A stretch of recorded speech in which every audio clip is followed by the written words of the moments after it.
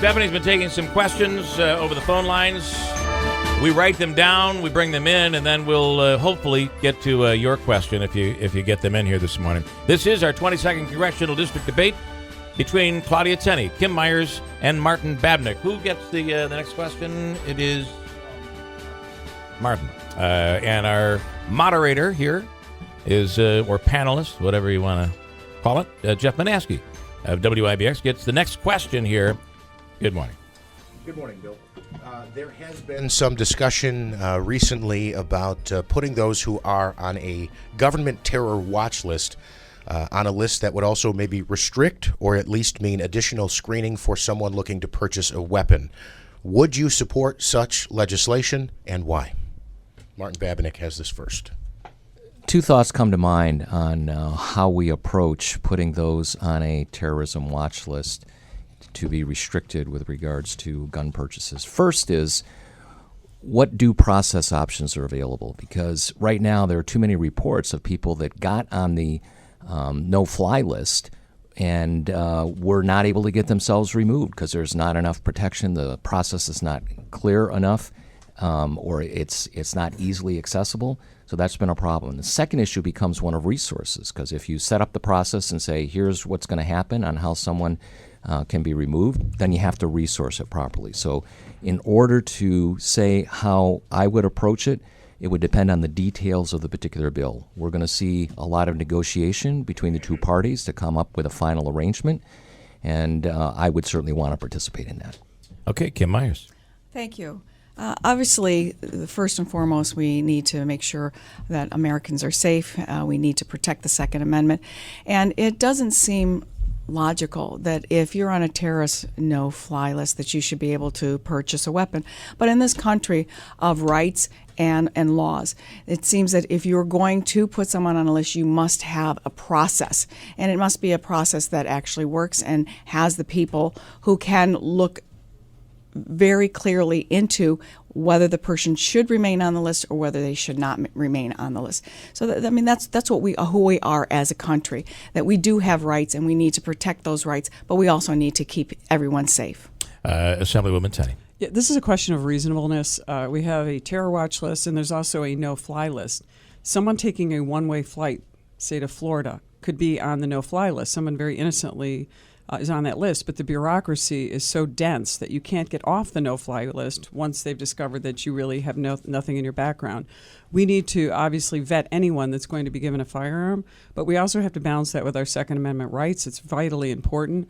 I think just because you're on the no-fly list, we need to be able to remove you from the no-fly list, so you could be able to purchase a gun if you're a legal abiding citizen. I mean, just because you take a one-way flight shouldn't land you on permanently in a status where you cannot purchase a firearm. So I think it's just a balance, and also, we do have to have due process rights. That's something we're given as American citizens under the 14th Amendment, and those are things that should be honored. All right, Kim Myers gets the next question. Alex Gerald from the Observer-Dispatch has that question. Great, thank you. This question deals with the economy. A recent Washington Post article states that economists say there is a 1 in 5 chance of a recession next year. The Federal Reserve is on the march toward raising interest rates, and threats continue to flow from abroad, including the United Kingdom's exit from the European Union and other signs of turbulence in the global economy. What would be your first step, if elected, to protect the American economy? Well, we need to have jobs. We need to make sure that people are working. We need to make sure that they have, access to credit and access to keep our economy moving. We are a global economy, and what affects one country certainly does have a ripple effect throughout the world. And we have to make sure that we do everything that we can to keep that stable. Some of it is out of our control, but we are one of the largest economies, and I believe that we are the leader, and we need to lead by example and to assure that we don't fall into another recession, and that there isn't a domino effect across the world. And I think that is our job, to make sure that we do that, and to everything we can to do that. Assemblywoman Tenney. The United States has a spending problem. We don't have a revenue problem. We're picking up through taxes some of the highest revenues that we've ever had in this country.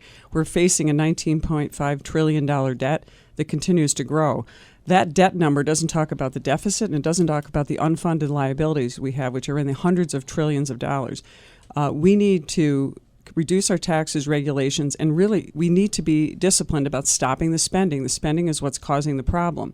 We're going to continue to go into recession if we maintain the trade imbalance that we have by exporting so many goods and not exporting goods and having a trade deficit by accepting so many imports.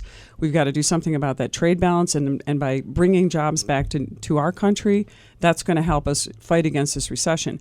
We can have manufacturing here. I'm living proof that our manufacturing plant has been here for 70 years. We need to empower our small business community. Those are the people that create jobs, not the big giants that get corporate welfare like the businesses that my opponents run. 70% of the new jobs are created by small businesses. Martin Babinec. I'm certainly in agreement that we need to reduce taxes and regulations, both of which have a big impact on our economy. Right now, we're paying the highest corporate taxes of any industrialized country. We have trillions of dollars parked outside the United States that companies would bring back if we provided the right incentives for them to do that. But beyond taxes and regulations, well, again, both of which are important, I'm a believer that in this congressional role, I have the opportunity to help in that job growth in this district because we have all the right ingredients for success. We have the talent, we have the research that's happening, we have the people that are interested in creating companies and jobs. This is what I've worked on for the last 6 years in my nonprofit Upstate Venture Connect, and we need to unlock these ingredients so that we can create these companies that our next generation do indeed want to work right here in upstate New York instead of our waving goodbye to them, as too often happens with our next generation. That's what I'm committed to, and that's why I'm running for Congress. All right, our next question comes from Sean Martinelli of WTR-TV. Yes, many Americans feel the large presence of pharmaceutical companies have hindered the ability to seriously fight the nation's heroin and opioid epidemic. What will you do to help fight this issue despite outside influences in Congress? Thank you. This is obviously one of the biggest problems facing our nation. It's a scourge not only in our small communities, but especially where we don't have jobs. Jobs provide dignity. They provide people an opportunity to make themselves productive in our society, something we value as Americans in a self-governing republic. As a member of the state assembly, I traveled around the state trying to look for solutions to the heroin epidemic. We met with parents. We met with the addicts themselves. We met with their family members. We looked for healthcare solutions, and many people don't realize that some of our healthcare solutions aren't adequate for what the needs are of many of our heroin addicts. We need to solve this problem by giving people jobs and giving them an access to get out of this horrible addiction. There are addictions in many other areas, but this is, I think, a jobs issue. I also think that central planning coming from the federal government and dumping more money into this thing may not be the only solution. I think we need to provide resources to the state so the state can provide a solution to this problem in local communities. Those are some of the things that we proposed in the state assembly. We worked with our federal representatives also on providing those solutions. Martin Babinec. When I think about the extent of this problem, as I've traveled around the district and met with voters throughout, there's no question this is a huge issue that's touched a lot of lives in this district. The prescription for it includes some things on the policy side where we have the need to even look at our current requirements that are provided under both public health programs and what we can require insurance companies to cover for treatment. And the fact that there is no standard protocol for emergency room treatment of people that come in with an overdose is still astounding to me and something that we should be able to fix from a regulatory standpoint. On the education side, we right now put too many of our federal dollars into our school systems trying to address alcohol, drug, tobacco, and marijuana. I'm thinking that that's the gateway to opiate abuse, when in fact most of the studies are showing that opiate abuse comes from prescription medication is the first level of exposure, oftentimes through family and friends. So we need to change our approach, even on the education standpoint, to prevent the amount of opiate abuse that gets started. And Kim Myers. Thank you. This is a subject that I am absolutely passionate about, that it affects every single community across this entire country. And although heroin is a huge problem, we need to prevent it from through law enforcement coming into our country. That is the end product. The beginning of this problem starts with prescription drugs. We need federal regulations as to how many and what type of prescription drugs, opiates, can be prescribed and for what. No teenager getting their wisdom teeth out needs a 30-day supply of an opiate for their wisdom teeth. We need to have regulations on who gets those drugs and how long they're able to have them for. And then once, unfortunately, a person is addicted, we need federal, state, and local solutions to make sure that we have treatment for them, that we have access to care in a reasonable time frame. We need to have follow-up, and we also need to have education so parents know if your child separates their shoulder on the football field, they should not have a prescription for an opiate. Opiates were designed for acute surgical pain only, and we have overprescribed them, and that is one of the first things that needs to happen to address this horrible epidemic that is causing so many lives. Sorry about the bell. 22nd Congressional District Debate going on with Claudia Tenney, Kim Myers, Martin Babinec. We did open the door for listeners to have the opportunity to ask a few questions. So what I'd like to do here is a bit of a quick lightning round. I'll just throw out a couple questions that they have and quick answers to some of these questions. Alan in Rome, and we'll go right down the line. We'll start with Claudia Tenney. Alan in Rome asks your take on abortion, Roe v. Wade. I'm pro-life. Martin? I'm also pro-life and feel we should be restricting our use of federal tax dollars when it comes to abortions. And Kim Myers? The Supreme Court has ruled on Roe versus Wade in the 1970s, and I believe that it should stand. Steve in Utica says, what is your position on regulating college costs? I know it's going to be hard to come up with a very quick answer, but do you want to just give us something of a summary, if you will, on where you stand? You want to start with the same order? Or? We can same order for this. Oh, okay. Yeah. Look, college costs are killing our students right now with debt. I think one of the problems is we have a lot of debt available, but another two big factors is that we are unable to renegotiate those loans, and parents are, who sometimes are paying the debt. It's the number one complaint that I get from parents. So that's a problem. The other big thing is one of the big movements in New York is to try to allow illegal aliens to come in and use our TAP, our tuition assistance program. I'm against that. We need to provide loan resources to our American citizens only. Martin. I'm also in favor of allowing families to refinance college debt, which currently isn't permitted. We've made college debt too easy to access. Oftentimes it's not held to commercial standards. And it's been a factor that's caused the rise in college tuition. Government's not in a position to tell colleges how much they charge, other than public universities, where that's determined by individual states.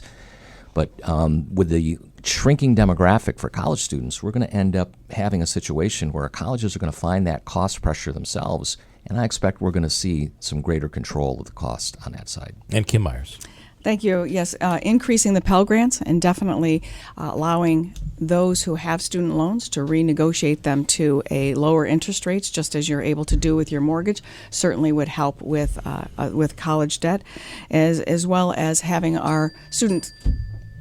That actually was my phone going off. Oh, I'm sorry. You can continue your answer. That's okay. You're good? Yeah. All right. I'm sorry about that. It'll go on mute immediately. Jeff Manaski gets the next question. If I could just have you tighten a little, Kim, I think you're getting maybe clipped on our TV simulcast here as you guys are spreading out a little bit. We would owe you equal time, complete morning of just sitting just in the half studio. Of you. Just half of you. Only half, yes. I just don't want people to vote half for me. Martin Babinec gets this first. What I wanted to do was give each of the candidates an opportunity. We've all seen you starring in the, I'll call them the attack ads, and I wanted to give each of the candidates an opportunity to address the allegations made in the attack ads against you and maybe set the record straight if you choose to do so. Martin, you are first. Well, I'm in a unique position. I'm the only candidate in this race that gets shots from both sides, in the sense that I'm not a Democrat and I'm not a Republican. I certainly have the Democrats saying that I'm too conservative, and I have the Republicans saying I'm too liberal. Pretty interesting position to be in. The fact is, most of the voters in this district are pretty upset with both parties. They're angry and frustrated.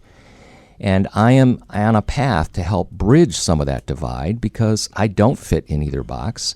I'm not beholden to special interests, and I'm the only candidate in this race that can say I'm not taking any special interest PAC contributions. This race has been funded with more than $9 million so far, and I expect it's probably going to exceed 10 or 11 by the time it's over. More than $6.2 million of that funding is coming from special interest PACs, which again, I've not received a single dollar. If voters don't think that's not going to have an impact on where the future votes are going to come from my opponent, they need to think twice. We need to have independent representation looking after the voters' best interests and worrying less about re-election. All right, when you do hear a bell, it's not my phone anymore. Kim Myers, you're next. Thank you. Yes, this has been quite a race, hasn't it? And the amount of money that has been spent on this race is very, gives you pause. The attacks that have been on myself have been unfounded and not true. Our company has never shipped a single job overseas. But more importantly, as Martin addressed, the super PAC money, by law, a candidate has no knowledge of what those ads are going to be or what is said in those ads. There is a complete firewall that set up that. And as far as being influenced by those, if you don't know who those are, I don't know how I can be beholden to them. I'm beholden to no one. I have never been a rubber stamp. I can ask anybody that knows me to anything. And I certainly would not be a rubber stamp. But I do believe campaign finance reform should be a number one issue in Washington when I get there. Assemblywoman Tenney. 90% of the attack ads are against me. Ms. Myers has spent, or through the DCCC, which is the Democratic, Nancy Pelosi's PAC, has spent, it's going to look like $6 million against me, calling me everything from an Albany insider, and anybody that knows me knows I'm not an Albany insider, saying I'm a no-show. I argue I'm the hardest working person in the state assembly. I have a 96% attendance record. They keep talking about a no-show. Kim Myers says it in her own ads that are paid for. Martin Babinec is not even a factor in this race. He has zero chance to victory, but he's trying to morph himself into looking like a Republican to split the vote so that someone like Nancy Pelosi could possibly take over again with Obamacare imploding. This is a really complex issue. These attack ads are just, they're almost abusive. I mean, talking about me voting for pensions for convicted criminals. I sponsor the bill that's supposed to take pensions away from convicted criminals like Sheldon Silver. I'm the first to stand up to him. And as to jobs in China, Ms. Myers apparently does not read the 10K that Dick's Sporting Goods puts out. They have Dick's Sporting Goods International, Hong Kong, Dick's International Sourcing Holdings Limited, Hong Kong Corporations, Dick's International Sourcing Group, a People's Republic of China Trust, DIH Limited, Hong Kong Corporation, DHI-1 Limited, manufacturing products in China. 99% of her products are manufactured overseas and not here. Well over time. Kim Myers should have an opportunity to respond to that. I really, really appreciate that. I understand that my opponent has no idea how business works, and that as a company, we sell products. We do not manufacture the products, and some of our major vendors like Nike, Under Armour, the North Face, they make their products overseas. We own 0 factories in China. We never have, and we own 0 factories, never have in the United States. It's a nice soundbite, and it's an attack that might resonate with people, but not anybody that really knows about how retail or how business works. I think Martin should have an opportunity to respond to that as well. Just briefly, both my opponent's campaigns have actually put money in negative advertising. And I would like to remind the voters that voters are really interested in what is the message going forward, much more so than the attacks. I've not put a single dollar into negative advertising. I've focused only on trying to get my message out because I think that's what voters need to hear. Can I keep this going just a little bit, Assemblywoman Tenney? Let me first address Mr. Babinec. You are deceiving the voters. You have spent a fortune, $3 million, because you've gained corporate welfare, millions and millions in tax breaks from the taxpayers to create your wealth somewhere else. You have spent a fortune slandering and libeling my family business on social media, which is a very effective means of communicating with people. You have run a very negative campaign against me. And Ms. Myers, I just don't know how you can say you have a 10K statement. I'm not sure you even know what that is. I actually run a manufacturing business. I ran our family business, which was the Penny Saver, which was here. You don't even realize what you're talking about. So let's talk about the Pittsburgh Post-Gazette, January 2015, talking about all the different products and services that are outsourced to China. You have what they call tax haven subsidiaries. That's what all these are. Millions of dollars, I presume, in money over and overseas and not here. All of our goods and services, all of our money, all of our taxes in our family business are done and paid here in New York. We are a New York corporation. Both should have the opportunity to respond. Unfortunately, Kim Myers, yours was just last, but I need to give Martin the first opportunity because you were a part of the first part of that conversation. To say that I've ever taken a dollar of corporate welfare would be a misstatement. You're certainly entitled to your opinion, but not your own facts. My company has been very clear. We have never received $1 of corporate welfare. And what I really object to is that, on the one hand, you're so critical, Ms. Tenney, about saying others have taken corporate welfare, and yet your own company has done the same. Libel and slander. It's libelous and slander. The fact we have is, not taken corporate welfare. Here is a letter that has been very clearly, it's a matter of public record that your own company has received an urban development assistance grant. It is not a grant. It is a loan. We pay principal and interest. But it's a special deal. It is not a special deal. Please let him finish, and then you can respond. This is not corporate welfare. It is a loan, and we pay principal and interest. It is just deceitful. It is actually deceitful, and he's used this in a telephone conversation and using online If you phone can just calling. let him finish his statement, then we'll give you the chance false. to. Okay, I understand, but he has the time. And then we'll let you respond. It's just a matter of fact. It is an urban development assistance grant, and even if it's a loan, not a grant. Even if it is a loan, it is provided under federal government auspices through the program run by the Housing and Urban Development Program. It is not. It's totally false. It's just a matter of fact. Okay. Here are the records. It's a matter of public record. So my objection is not that your company received a grant, because that's a matter of record. It is not a grant, and you admitted that to me in the last debate when we talked about it. Even if it's a loan, the objection is that it is a form of corporate welfare. It is not corporate because welfare. It is it's a matter amazing. of dollars coming from the federal government to have stood behind this loan. I'll give you just a few seconds because you've kind of responded already. Right. But $16 million in tax credits. A tax credit is cash back.